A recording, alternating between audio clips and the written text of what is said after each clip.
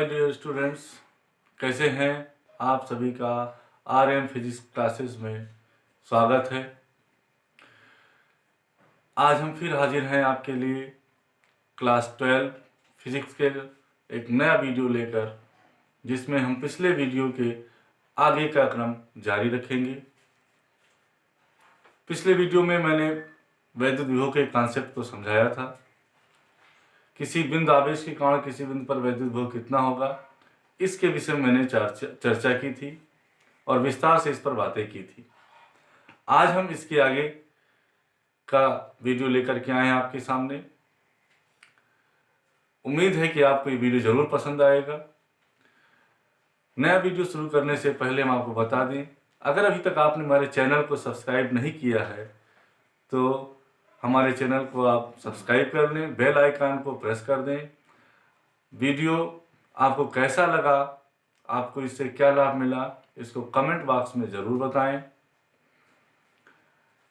साथ ही साथ हमारे पिछले वीडियो को देखने के लिए डिस्क्रिप्शन बॉक्स में लिंक दिए गए हैं। इन लिंक को आप क्लिक करके हमारे पुराने वीडियो को, जो इससे पहले के वीडियो बनाए गए हैं, वो आप तक पहुंचाया जा सकता है, आप उसको देख सकते हैं। तो चलिए आइए शुरू करते हैं आज का टॉपिक। पिछले टॉपिक के आगे क्रम में चलते हैं। तो हमने पिछली बार बिंदु आवेश के कारण किसी बिंदु पर वैद्युत विभव क्या होगा, इसकी बात की थी। तो बिंदु आवेश के कारण किसी बिंदु पर जो वैद्युत विभव आया था, वो हमारे पास फार्मूला निकल के आया था। जो व्यंजक प्राप्त किया था वो था 1/4πε0 KQ/R। और इस आधार पर हमने ये निष्कर्ष दिया था कि किसी पॉइंट चार्ज के कारण किसी बिंदु पर जो वैद्युत विभव होगा वो दूरी के व्युत्क्रमानुपाती होगा। यानी R जैसे जैसे वैरी करेगा, जो पोटेंशियल है वो आपका डिक्रीज करता जाएगा। तो इसके आगे हम लोग शुरू करते हैं। अब अगर पॉइंट चार्ज के कारण किसी बिंदु पर विभव आपने तो क्या होगा ये आपने प्राप्त कर लिया, लेकिन अगर इस पॉइंट चार्ज के बजाय अगर एक system of charge, for example अगर हम मान लेते हैं इलेक्ट्रिक डाइपोल है, तो उस इलेक्ट्रिक डाइपोल के कारण किसी बिंदु पर कितना विभव होगा, इसको कैसे कैलकुलेट किया जाए। तो आज हम लोग पढ़ने वाले हैं कि इलेक्ट्रिक डाइपोल के कारण किसी बिंदु पर विभव क्या हो सकता है। तो आइए इस पर बात करते हैं। एक इलेक्ट्रिक डाइपोल हम सपोज कर लेते हैं कि सपोज एक इलेक्ट्रिक डाइपोल AB है। और इलेक्ट्रिक डाइपोल क्या होता है ये हम जानते हैं कि दो चार्जेस से मिलकर के बना होता है। एक चार्ज हम मान सकते हैं -Q और दूसरा चार्ज हमने सपोज कर लिया क्या है +Q। ये दो इलेक्ट्रिक डाइपोल हैं, दो चार्जेस से बने हुआ एक डाइपोल है। ये एक इलेक्ट्रिक डाइपोल है जिसका A पर -Q चार्ज है और B पॉइंट पर आपका +Q चार्ज है। इसका मिड पॉइंट हमने सपोज किया O है और इस इलेक्ट्रिक डाइपोल का डाइपोल मूवमेंट जो माइनस से चार्ज से +Q चार्ज की ओर होता है वो सपोज किया क्या है P है, ये आप जानते हैं। अब किसी बिंदु पर वैद्युत विभव ज्ञात करना है, वो बिंदु कहां कहां हो सकते हैं। केस नंबर 1, हम इसकी एक्सिस के अलोंग कोई पॉइंट चूज कर सकते हैं। केस नंबर 2, हम इस एक्सिस के परपेंडिकुलर किसी पॉइंट को ले सकते हैं। केस नंबर 3, हम ऐसे भी पॉइंट सपोज कर सकते हैं जो इस डाइपोल के ऑल अराउंड किसी भी स्थिति पर हो सकता है। तो हम इन तीनों केसों पर, तीनों स्थितियों पर विस्तार से चर्चा करने वाले हैं। तो आइए सबसे पहले हम बात करते हैं कि यदि इलेक्ट्रिक डाइपोल मूवमेंट की एक्सिस के अलोंग कोई पॉइंट ले लिया जाए, तो सबसे पहले हम बात करते हैं, हम शुरू करने वाले हैं वैद्युत द्विध्रुव के कारण किसी बिंदु पर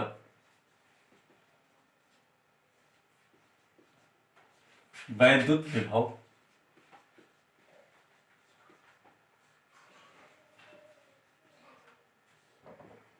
तो इसके अंतर्गत केस 1 स्टडी करनी है कि हम अक्षीय स्थिति में किसी बिंदु पर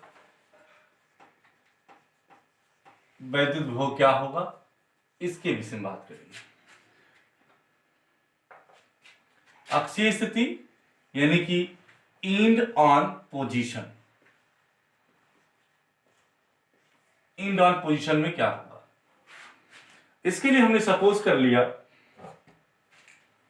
कि मान लेते हैं, माना AB एक वैद्युत द्विध्रुव है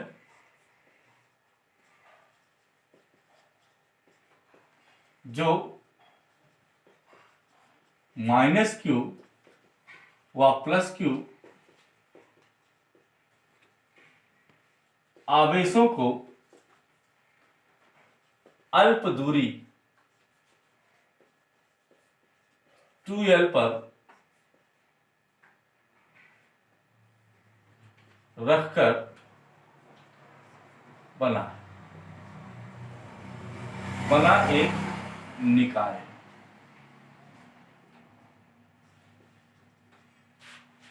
तो हम इससे मिड पॉइंट से R डिस्टेंस पर ये कोई पॉइंट P एज्यूम कर लेते हैं।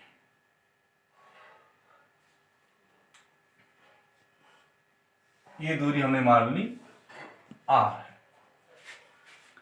हमने ये माना ये आवेश 2L दूरी पर है, तो इसके मिड पॉइंट से +q चार्ज का डिस्टेंस यानी L और L डिस्टेंस आपका -q का होगा। किसी बिंदु पर विभव पॉइंट चार्ज के कारण R डिस्टेंस पर निर्भर करता है।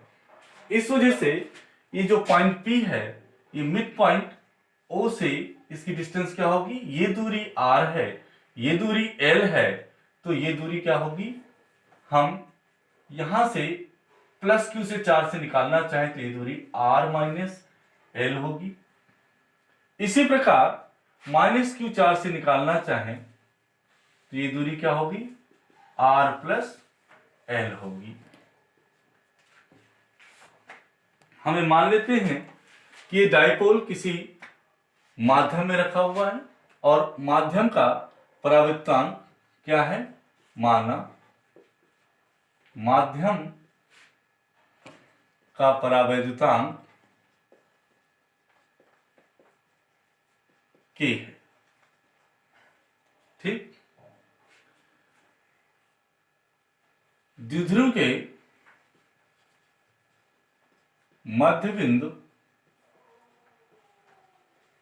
O से R दूरी पर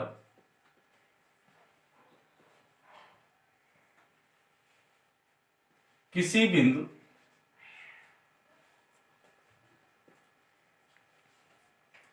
P पर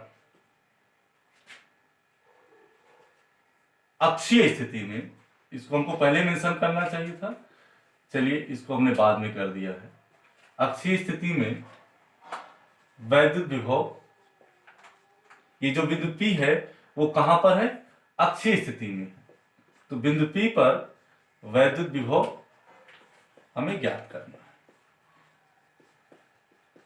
बाकी चीजें हमने क्लियर कर दी है कि आवेश से बिंदु P की दूरी क्या होगी, R - L होगी और -q से इसकी दूरी क्या होगी, R + L होगी। तो हम क्या करते हैं, इसलिए अब हम वैद्युत द्विध्रुव के +q आवेश के कारण B पर विभव निकाल लें। तो +q वैद्युत द्विध्रुव के आवेश +q के कारण बिंदु P पर वैद्युत विभव क्या हो सकता है, ये हमने मान लिया V1, और V1 क्या होगा, जैसा कि मैंने पहले डेरिवेशन किया था उसी के अकॉर्डिंग 1/4πε0 के क्यू अपान आर। तो आर का मतलब क्या हो गया, बीपी डिस्टेंस। तो बीपी डिस्टेंस कितना है, आर माइनस एल। इसी तरह से माइनस क्यू के कारण इलेक्ट्रिक डायपोल के चार्ज माइनस क्यू के कारण, तो माइनस क्यू के कारण इसका डिस्टेंस कितना है, आर प्लस एल। तो माइनस क्यू के कारण जो इलेक्ट्रिक पोटेंशियल होगा वो क्या होगा, 1/4πε0 के Q upon R plus L. और ये चार्ज क्या है, माइनस क्यू। तो इसलिए बिंदु P पर हम परिणामी वैद्युत विभव निकाल लें। परिणामी वैद्युत विभव V बराबर क्या हो जाएगा, V1 प्लस V2। इसकी वैल्यू रख दें। तो यहां पर देखें तो इन दोनों टर्म में यदि इसको रखकर ऐड करेंगे तो हम डायरेक्टली इसको कर सकते हैं 1/4πε0 के 1/4πε0 के क्यू। ये जो टर्म है ये दोनों में कॉमन है तो इसको हम कॉमन ले सकते हैं। तो 1/4πε0 के साथ में क्यू भी कॉमन हमने ले लिया। तो यहां पर क्या बचेगा, 1/r plus l and here we left with minus of 1/r plus l, sorry यहां पर r माइनस l है। अब इसको हम सिंप्लीफाई कर लें तो v equals to q upon 4πε0 k और इसका एलसीएम ले लेंगे तो सॉल्व करने पर क्या मिलेगा, r minus L into R plus L. यहां पर क्या आ जाएगा, r plus L minus of r और इसका माइनस नेगेटिव टर्म होगा तो माइनस माइनस प्लस एल हो जाएगा। r और r ये आपका कैंसिल हो गया तो आपके पास बचा क्या, 1/4πε0 के और यहां l और l ये हो गया आपका 2l। तो 2l into Q, 2l into Q upon यहां पर क्या हो जाएगा, एक सिंपल अलजेब्राइक फार्मूला लगेगा, R square minus L square. इन दोनों का मल्टीप्लिकेशन ये आ गया। अब हम इसको आगे कैरी फॉरवर्ड करें तो 1/4πε0 के 2ql, 2l into Q means 2ql और 2ql क्या है, it is a parameter called dipole moment. तो डाइपोल मोमेंट इसको P से डिनोट किया जाता है and P equals to 2ql, वैद्युत ध्रुव का आघूर्ण। तो ये क्या हो जाएगा, P upon R square minus L square. ये आपको मिला बिंदु P पर विभव। आप ये जानते हैं कि हमने जो इलेक्ट्रिक डायपोल की कल्पना की है, इलेक्ट्रिक डायपोल जो एज्यूम किया है, इसमें यह माना जाता है कि ये दोनों चार्जेस क्या हैं, बहुत ही स्मॉल डिस्टेंस पर होते हैं। यानी L जो है ये R की तुलना में काफी छोटा होता है। तो इस आधार पर हम L स्क्वायर को इग्नोर कर सकते हैं, कैन बी इग्नोर्ड, या इसको हम नेग्लिजिबल मान सकते हैं, जैसे करना चाहे आपका जो सुविधा हो। तो 1/4πε0 के P अपान आर स्क्वायर, ये आपको फार्मूला मिल गया कि वैद्युत ध्रुव की अक्षीय स्थिति में किसी बिंदु पर जो वैद्युत विभव होगा वो क्या होगा, 1/4πε0 के P अपान आर स्क्वायर। तो ये आपको प्राप्त हो गया इतना वोल्ट। तो ये स्पेशल कंडीशन अक्षीय स्थिति के लिए। अब अगर हम केस नंबर 2 अक्षीय स्थिति से हट करके बात करें, यानी हम केस नंबर 2 पर आते हैं, यदि हम निरक्षीय स्थिति में बात करें, इक्वेटोरियल पोजीशन में ले लें, तो इक्वेटोरियल पोजीशन क्या होगा, हम इस द्विध्रुव के मध्य बिंदु से एक लंबार्धक रेखा खींचेंगे, यानी द्विध्रुव AB का लंबार्धक खींचेंगे और लंबार्धक पर r डिस्टेंस पर कोई पॉइंट P एज्यूम कर लेते हैं और उस पॉइंट P पर हमें इलेक्ट्रिक डायपोल कैलकुलेट करना है। तो कैसे कैलकुलेट करते हैं, आइए देखते हैं। तो अब हम लोग शुरू करते हैं, दूसरा केस लेते हैं, दूसरे केस पर बात करने वाले हैं। अब हम अक्षीय स्थिति से आगे बढ़ते हुए निरक्षीय स्थिति में आते हैं।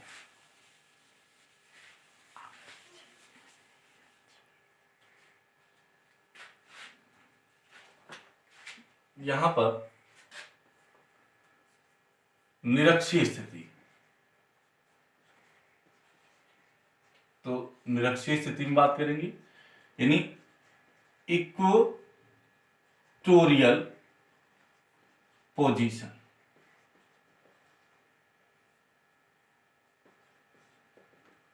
इसके लिए हमने क्या लिया, सेम डायपोल लिया और अब इसके मिड पॉइंट O से लंबार्धक रेखा पर, तो लंबार्धक क्या होगा, इस तरह से हम कोई पॉइंट ले सकते हैं, इस पर एक रेखा खींच लेंगे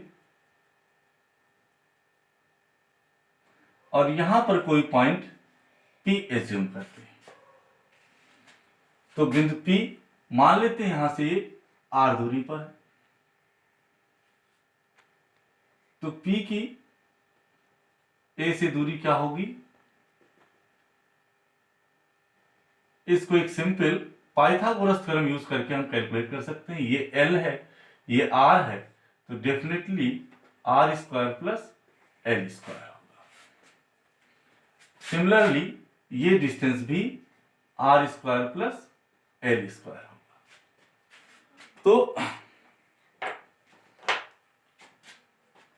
हमने क्या किया, ये माना इलेक्ट्रिक डायपोल यानी वैद्युत द्विध्रुव AB की मध्य बिंदु O पर खींचे गए लंबार्धक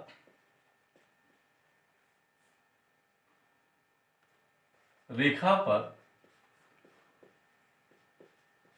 O से R दूरी पर बिंदु P पर वैद्युत विभव ज्ञात करना है। तो ये क्लियर है कि ये डिस्टेंस क्या होगा, पाइथागोरस थ्योरम से ये L है, ये R है, तो ये डिस्टेंस क्या होगा, ये इसका हाइपोटेनस होगा कर्ण, तो under R square plus square, BP इतना होगा। तो हम क्या करते हैं, द्विध्रुव वैद्युत द्विध्रुव के आवेश प्लस Q के कारण बिंदु P पर वैद्युत विभव, ये सपोज कर लिया क्या होगा V1, तो V1 की वैल्यू क्या होगी 1/4πε0 K Q अपान ये डिस्टेंस क्या है BP, 1/4πε0 K Q upon root over R square plus L square. Similarly minus Q आवेश के कारण, द्विध्रुव के इलेक्ट्रिक डायपोल के माइनस Q के कारण बिंदु P पर वैभव क्या होगा, इसको भी हम कैलकुलेट कर सकते हैं। V2 बराबर सेम वैल्यू होगी क्योंकि डिस्टेंस भी लगभग सेम ही है, तो नेचर ऑफ चार्ज अपोजिट है, इसको हम AP कह सकते हैं। Similarly this will be 1/4πε0 K Q upon root over R square plus L square. तो बिंदु P पर परिणामी विभव क्या होगा, जैसे कि पहले मैंने किया था, हम क्या करेंगे, V1 और V2 को ऐड कर लेंगे। तो ये दोनों टर्म क्या है, सेम है और साइन डिफरेंट है, तो एडिशन क्या हो जाएगा, ये नेग्लेक्ट हो जाएगा, कैंसिल हो जाएंगे एक दूसरे से। क्या होगा, बिंदु P पर परिणामी